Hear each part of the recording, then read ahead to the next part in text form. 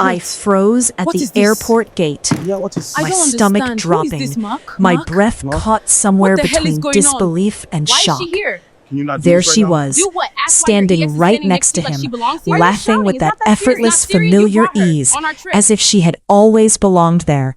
Her hand lightly brushed against his arm, a casual touch loaded with history.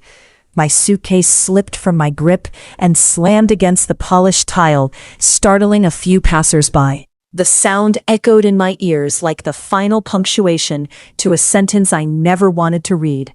"Babe, relax," he said, his voice smooth, almost irritatingly calm, as if this were a normal, everyday moment. "It's not a big deal." Not a big deal? My brain refused to process the words rationally.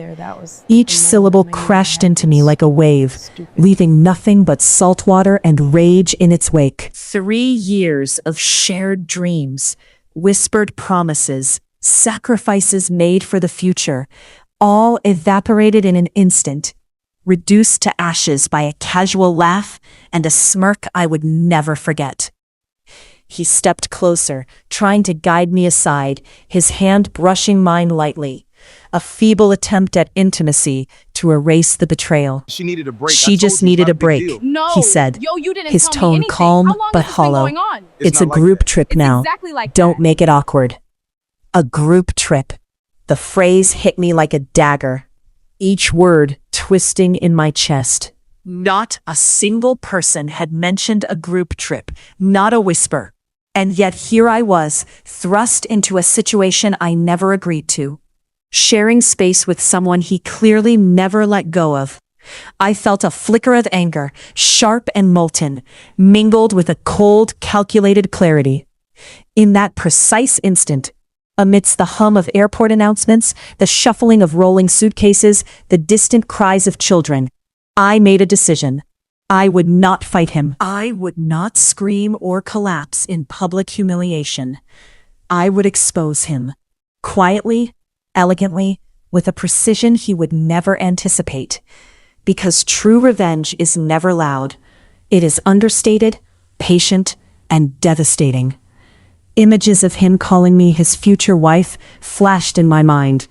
The gentle tone in which he said it, the soft certainty in his eyes, the way he would touch my hand and tell me I was different, special, unlike other girls. And then the icy realization hit me with the force of a hammer. He had said the same thing to her. He had painted her in the same light, woven her into the same web of lies. The flight was nothing short of torment. He insisted on sitting between us. And somehow, in that cramped, narrow seat, I felt smaller than I had ever felt in my life. I watched them share old jokes, exchange knowing glances, and I sat there, invisible. Each shared memory, each subtle touch reminded me that I was nothing more than a placeholder, a convenience.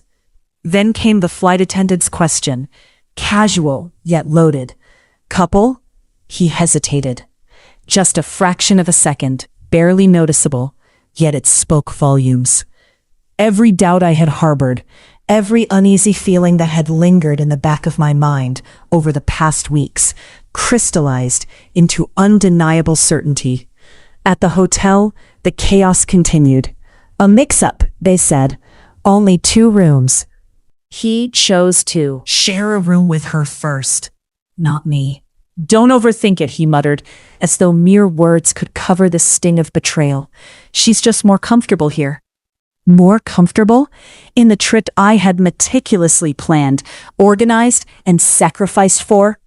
I wanted to laugh and cry at the same time, a mixture of rage and helpless disbelief. That night, as I lay in my assigned room, the thin walls betraying every whisper, I overheard them speaking behind the closed door. "She still trusts you?" she asked, curiosity and envy mingling in her voice.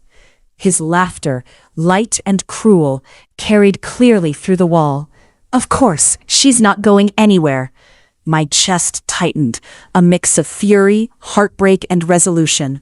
That laughter, that assumption of control, cemented my final decision. I would no longer love him, not a fraction, not a shadow of what I once did. Pain shifted to strategy, heartbreak to clarity. I would not beg, I would not plead, I would not crumble. I would win, and I would do it with elegance. The next morning I emerged transformed, not in appearance alone, though I dressed with precision, choosing outfits that projected confidence, power, and an unshakable presence. But inside, I was different. My voice carried authority, my smile was enigmatic, my movements deliberate and controlled. He noticed immediately. His eyes flickered with unease, an emotion unfamiliar to him when it came to me. "Are you okay?" he asked, cautious, almost wary. "I'm better than okay," I replied, calm, measured, unshakable. The shift was subtle, but undeniable. I could feel the power dynamics tilting. Social media became my canvas.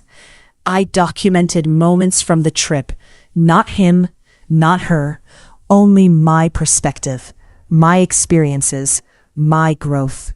Photos of sunsets I watched alone, meals I savored without pretense, walks along empty beaches where I felt freedom for the first time in months.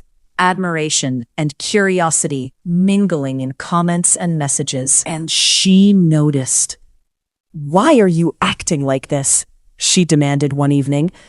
I smiled faintly, a calm radiance. "Like what?" I asked, unbothered. Dinner became another battlefield. He reached for my hand, an attempt to reclaim territory, to assert control.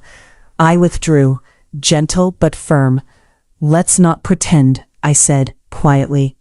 The table fell silent, an almost tangible tension settling over everyone. His unease was visible now, a growing panic I had cultivated with subtle precision. The confrontation came naturally, a calculated crescendo. I invited both of them to sit down, my demeanor serene, my heartbeat steady. "I know everything," I said, and their reactions were immediate. Shock, guilt, panic, anger. I laid out what I had overheard, what I had read, each word a scalpel cutting away their false security. Their own voices became their downfall, entangling them in arguments, exposing their duplicity. I stood, collected my bag, and walked away. No more explanations, no more lies. I deserve better. I upgraded my stay, embracing solitude, savoring the quiet, the freedom, the power. A week later, news reached me. They didn't last.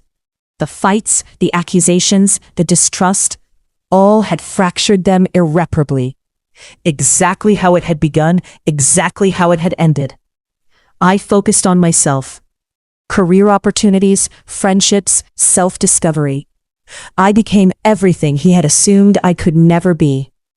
Months later, a message appeared.